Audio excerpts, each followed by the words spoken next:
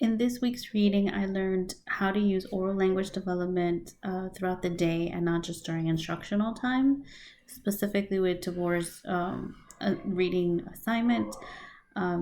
Things like student led activities, such as outdoor play, can assist with not only the actual physical development of a student, which would be like your gross motor skills, but also facilitate cooperative play and provides a natural platform for language development as students try to speak with each other and develop that kind of language despite their communicative barriers.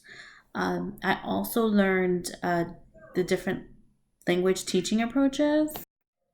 There were actually quite a few that we read about, but the ones that kind of jumped out at me specifically were the grammar translation method, which is taught in the actual mother tongue of the student and is more like a vocabulary list. And the translation, so the way that I see that is like a picture of a chair, and it says, if it's Spanish, it says silla, and then in English, it says chair, and um, it teaches it more that way. It seems like an older approach, one that I've seen and used previously.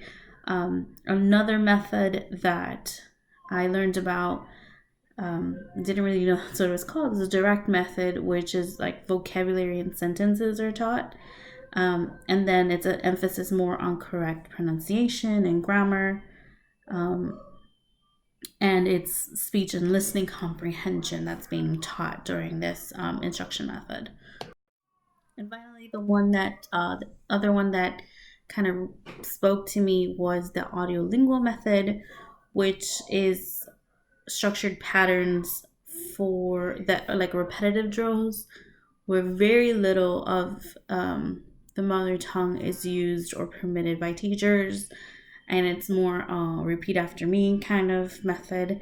It reminds me of like the older audio tapes that people listen to, and it's like you repeat after a sentence, and then they kind of focus on you saying it correctly in that language. So, like I said, excuse me, there are different approaches that we learned, but those are the ones that kind of spoke out to me in this week's assignment.